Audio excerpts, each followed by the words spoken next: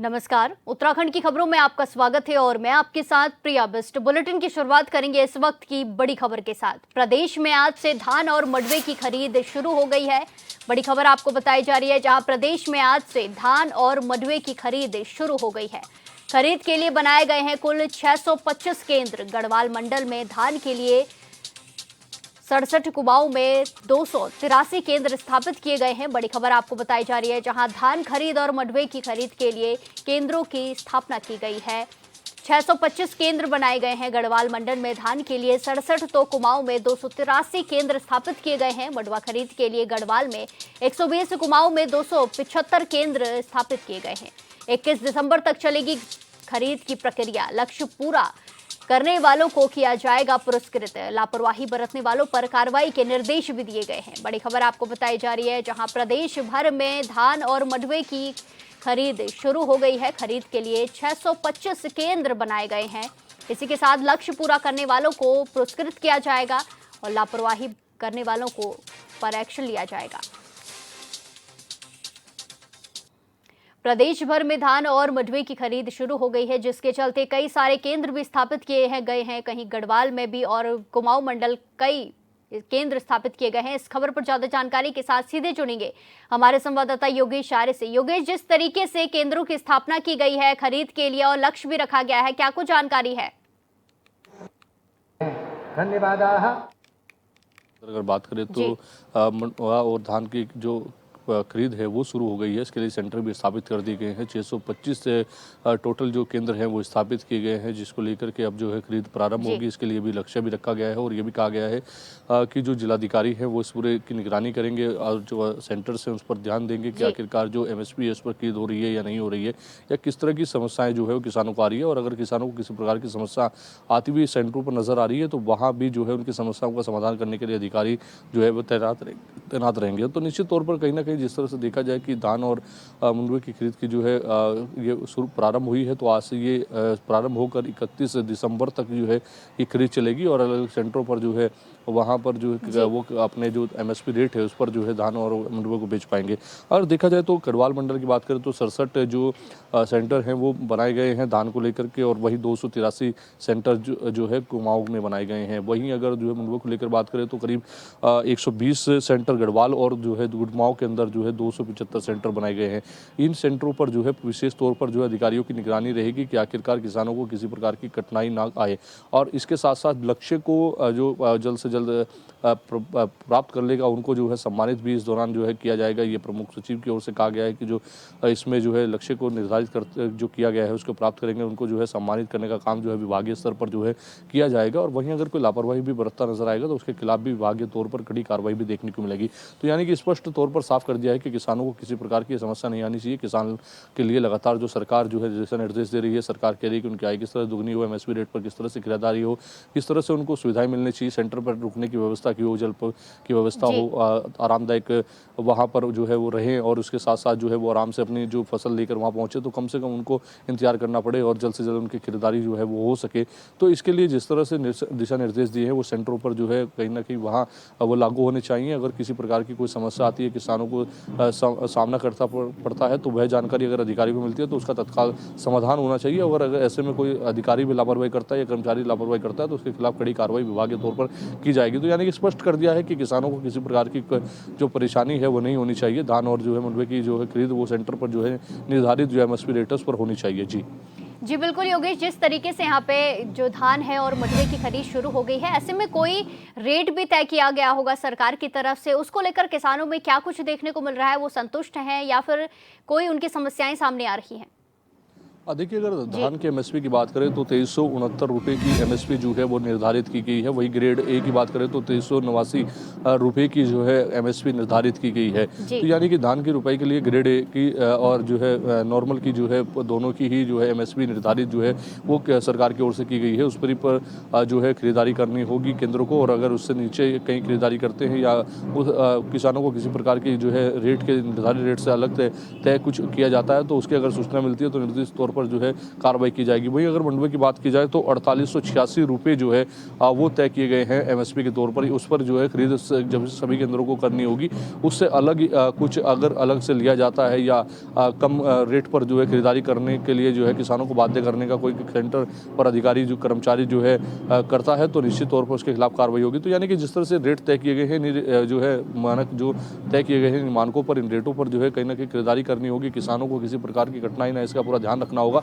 और 31 दिसंबर तक ये पूरा जो प्रक्रिया है प्रारंभ रहेगी। सेंटर जिस तरह से चाहे वो गढ़वाल क्षेत्र में बनाए गए हों या कुमाऊं क्षेत्र में बनाए गए हों, तो वह किसानों की सहायता के लिए है, सहायता हो और वहाँ पर जो आराम से अपनी फसल को लेकर पहुँचे, उनकी फसल जो है निर्धारित रेटों पर खरीदा जाए। वहाँ पर जो सुविधाएं किसानों के लिए निर्धारित की जाती हैं तो वह उनको मिले।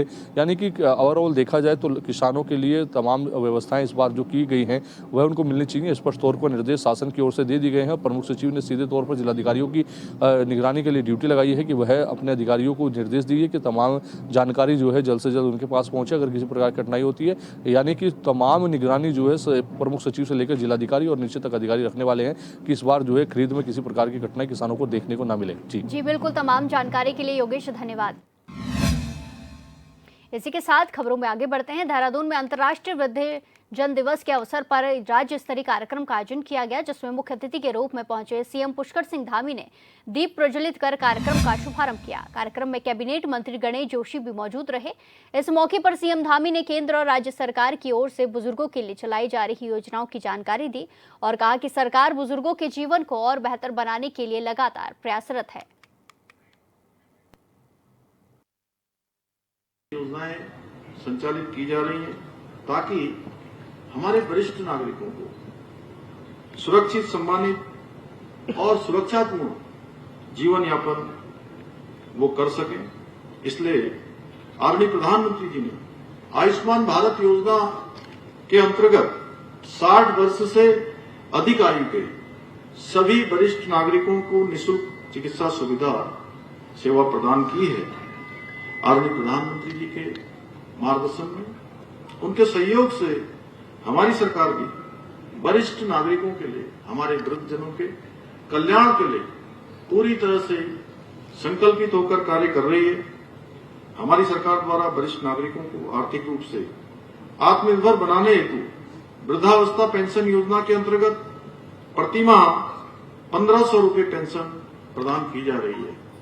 और आप सबको ध्यान होगा कि जब मैंने राज्य के मुख्य सेवक के रूप में काम करना प्रारंभ किया था, उस समय हमारे वृद्धजनों के लिए परिवार में केवल एक ही दंपत्ति, एक दंपत्ति में से किसी एक को ही इस पेंशन योजना का लाभ मिलता था।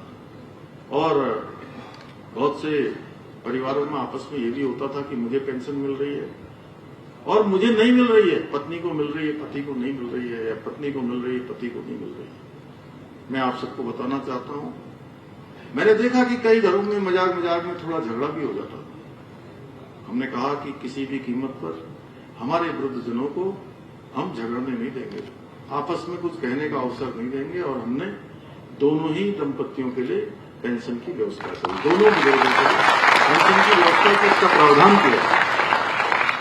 इस योजना के अंतर्गत लगभग 6 लाख वृद्धजनों की डीबीटी के माध्यम से पेंशन की राशि उनके बैंक खातों में सीधे ट्रांसफर की जा रही है।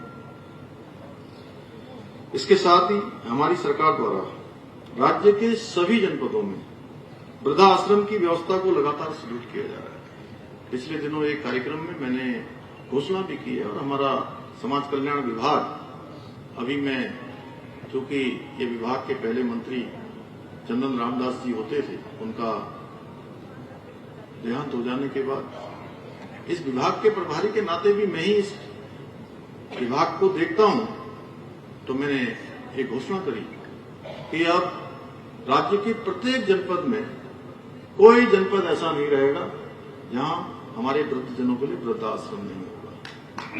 और इसके लिए हमारी सभी स्तर पर तैयारियां हो रही हैं। वर्तमान में बागेश्वर, चमोली, उत्तरकाशी में राजकीय वृद्धाश्रम संचालित हो रहे हैं, जबकि देहरादून, अल्मोड़ा और चंपावत में नए भवन निर्माणाधीन है।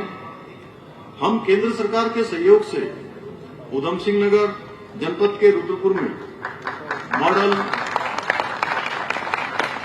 वृद्धाश्रम का निर्माण करा रहे हैं।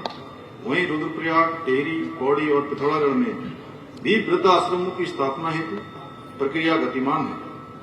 इसके अतिरिक्त हरिद्वार, उधम सिंह नगर और नैनीताल सहित विभिन्न क्षेत्रों में गैर सरकारी संगठनों द्वारा संचालित वृद्धाश्रम भी कार्यरत है।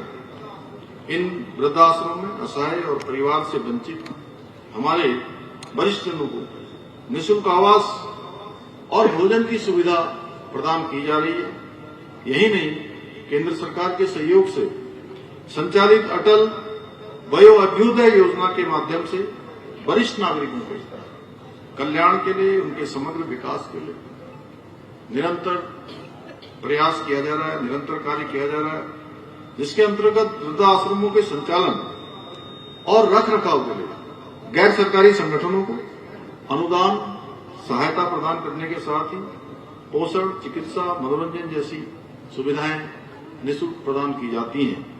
इसके साथ ही इस योजना के अंतर्गत राज्य में पहली बार वरिष्ठ नागरिकों की देखभाल के लिए मानव संसाधन तैयार करने की दिशा में जीरियाट्रिक केयर गिवर प्रशिक्षण कार्यक्रम आयोजित किया गया, जिसमें करीब 20 मास्टर ट्रेनर तैयार किए गए हैं। इतना ही नहीं, हमने इस वर्ष प्रत्येक जनपद में कम से कम 50 व्यक्तियों को मास्टर ट्रेनर बनाने के साथ ही 150 व्यक्तियों को जेरियाट्रिक केयर गिवर प्रशिक्षण प्रदान करने का लक्ष्य भी निर्धारित किया है, जिससे कि हमको मानव संसाधन मिल पाए, हमारे बुजुर्गों को किसी प्रकार की परेशानी न हो।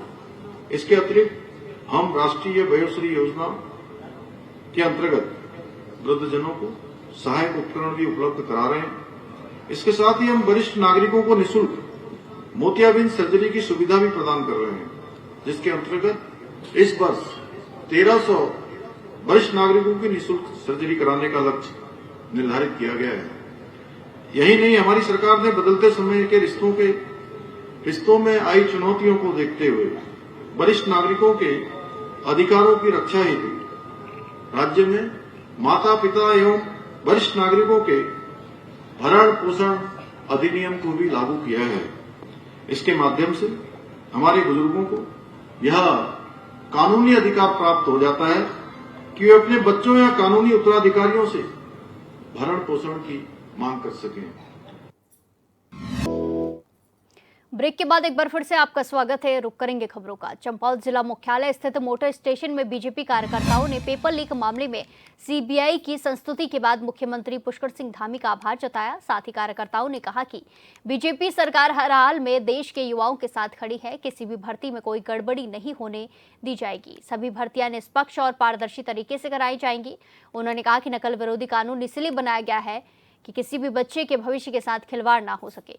इस मौके पर दर्जा राज्य मंत्री श्याम नारायण पांडे, पालिका अध्यक्ष प्रेमा पांडे, प्रदेश मंत्री निर्मल मेहरा समेत अन्य लोग मौजूद रहे।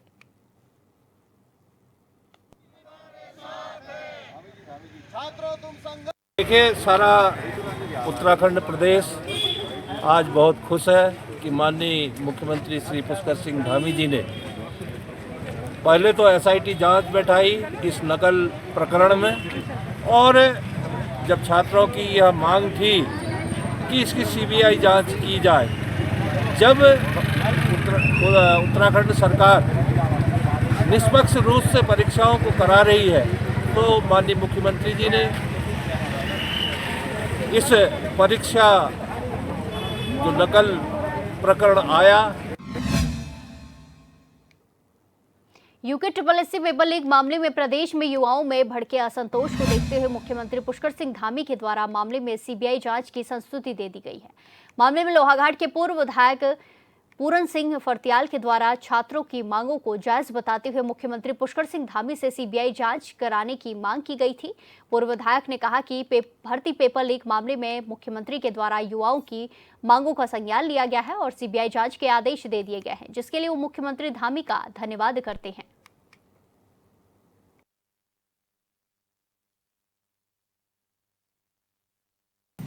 जो वर्तमान में छात्रों और बेरोजगारों का जो उत्तराखंड में आंदोलन था वो बहुत एक जबरदस्त आंदोलन था पेपर लीक के मामले में, और जनता में बहुत तगड़ा आक्रोश था। उसको देखते हुए जो वर्तमान में छात्रों का, बेरोजगार युवाओं का जो एक बड़ा आंदोलन था, उनकी मांग ये थी कि जो सरकार ने एसआईटी गठन की संस्तुति दी है उससे वो लोग संतुष्ट नहीं थे, और वो चाहते थे कि इस मामले में सीबीआई की जांच हो। तीर्थनगरी हरिद्वार से इंसानियत को शर्मसार कर देने वाली तस्वीरें सामने आई हैं। मजदूर की पत्नी को महिला अस्पताल में भर्ती कराने से मना कर दिया गया, जिसके बाद प्रसूता ने फर्श पर तड़पते हुए बच्चे को जन्म दिया। परिजनों का आरोप है कि ड्यूटी पर तैनात डॉक्टर सलोनी ने गर्भवती महिला को बाहर निकालते हुए कहा कि यहाँ डिलीवरी नहीं होगी और महिला को बेसहारा छोड़ दिया।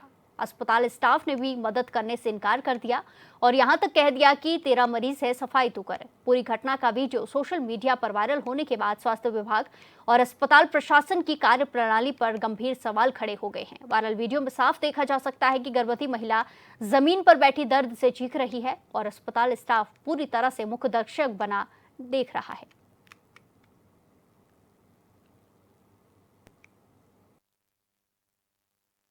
ऐसे तो मैं नहीं देखा, आशा दीदी देखी, मैं अंदर जाके बैठे थे। वो तो बाद में यहाँ बाहर में मेरे बहू बैठी थी तो मेरे पता चला जी, तो यहाँ बैठ के मैं एकदम मुंह लाल हो गया, इतना ज्यादा दर्द था जो हद से ज्यादा, बहुत ज्यादा दर्द था। तो फिर हम लोग उठा कर ले गया उसी बिस्तर पर, तो बिस्तरे पर हुआ। अच्छा। हाँ लड़का, ओकरा बाद से हम जाके 2-3 गो सुनाए। तो क्या मामला हुआ था यहाँ पे, किस तरीके से आपको पता चला, फिर आप यहाँ पहुँचे? मैं आई सुबह तो इन्होंने बताया बहू ने कि ऐसे ऐसे हुआ, मतलब मेरे साथ ऐसे करा, इन्होंने वैसे करा, लेबर यहीं हो गया। वो गई अंदर तो अंदर बेड पे लेने के लिए तैयार नहीं थी, लेबर बेड जो होती है ना कि उस पर लिटा दो। और जब डिलीवरी हो गया तो उसके बाद कहती है कि मजा आया और बच्चा पैदा करेगी। बताओ, ऐसे बोलना चाहिए किसी को?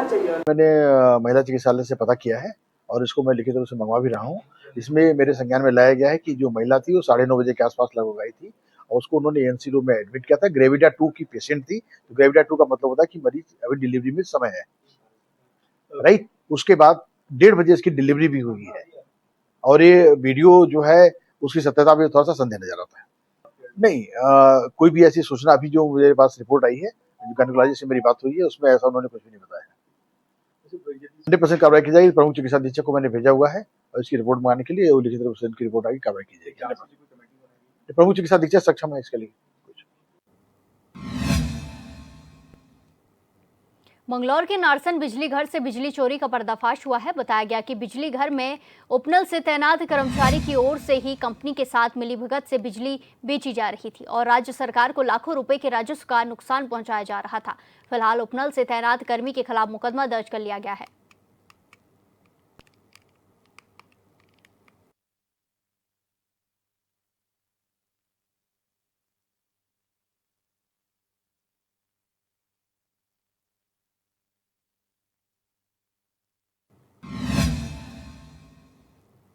इसी के साथ खबरों में आगे बढ़ते हैं। पिछले 11 वर्षों में भारत ने अपने वास्तविक और डिजिटल परिदृश्य को नया आकार देने के लिए न केवल सड़कों और रेल बिछाने बल्कि एक आधुनिक राष्ट्र के ढांचे के निर्माण की एक महत्वाकांक्षी यात्रा आरंभ की है। प्रधानमंत्री नरेंद्र मोदी ने बुनियादी ढांचे की विकसित भारत की रीढ़ के रूप में परिकल्पना की है। उनके गतिशील नेतृत्व में बुनियादी ढांचा और लॉजिस्टिक्स बाधाओं से निकलकर अब अवसर के सेतुओं के रूप में विकसित हो चुके हैं, जो आर्थिक विकास और शहरी रूपांतरण को सक्षम बनाते हैं। इस विकास के केंद्र में पीएम गति शक्ति और उड़ान जैसी पहल है, जो राजमार्गों का विस्तार कर रही है, बंदरगाहों का आधुनिकीकरण कर रही है और आम लोगों के लिए हवाई यात्रा को सुगम बना रही है। लेकिन रूपांतरण केवल परिवहन तक ही सीमित नहीं है, ये भारत के शहरों की धड़कनों से माध्यम से स्तंभित हो रहा है। स्मार्ट सिटीज मिशन प्रौद्योगिकी, स्थिरता और नागरिक केंद्र डिजाइन को एकीकृत करके शहरी जीवन को की फिर से परिकल्पना कर रहा है। इसका पूरक कायाकल्प और शहरी परिवर्तन के लिए अटल मिशन है, जो शहरी अवसंरचना में क्रांति ला रहा है। साथ में इन पहलों ने न केवल बुनियादी ढांचे का निर्माण किया है, बल्कि गतिशीलता, समावेशिता का संचार किया है। ये सिर्फ विकास नहीं है, बुनियादी ढांचे के सभी कार्य क्षेत्रों की सिम्फनी है। जैसे जैसे भारत भविष्य की ओर बढ़ रहा है, इसका बुनियादी ढांचा केवल एक नींव नहीं, एक लॉन्च पैड साबित हो रहा है। प्रधानमंत्री नरेंद्र मोदी ने अक्टूबर 2021 में पीएम गतिशक्ति राष्ट्रीय मास्टर प्लान को लॉन्च किया था। ये समन्वित योजना निर्माण और निष्पादन के माध्यम से बुनियादी ढांचे के विकास को सुव्यवस्थित करने के लिए एक राष्ट्रीय पहल है। ये निर्बाध कनेक्टिविटी के लिए कई परिवहन और लॉजिस्टिक नेटवर्क को एकीकृत करती है। ये प्लेटफॉर्म दक्षता में सुधार करने, विलंब को कम करने और संसाधन उपयोग को अनुकूलित करने के लिए डिजिटल टूल का उपयोग करती है। इसका उद्देश्य आधुनिक टिकाऊ बुनियादी ढांचे का निर्माण करना है, जो आर्थिक विकास और क्षेत्रीय विकास में सहायता करती है। पीएम गतिशक्ति के तहत 57 केंद्रीय मंत्रालयों और 36 राज्यों केंद्र शासित प्रदेशों को राष्ट्रीय मास्टर प्लान में शामिल किया गया है। समन्वित बुनियादी ढांचे की योजना को सक्षम करने के लिए 1700 से अधिक डेटा परतों केंद्र में 731 और राज्य केंद्र शासित प्रदेशों में 969 को एकीकृत किया गया है। पीएम गतिशक्ति 6 प्रमुख स्तंभों पर आधारित है, जो एकीकृत और कुशल बुनियादी ढांचे के विकास को संचालित करते हैं। ये सभी विद्यमान और नियोजित परियोजनाओं को एक डिजिटल प्लेटफॉर्म पर समेकित करता है, जिसमें मंत्रालयों विभाग में व्यापक दृश्यता और समन्वय सक्षम होता है।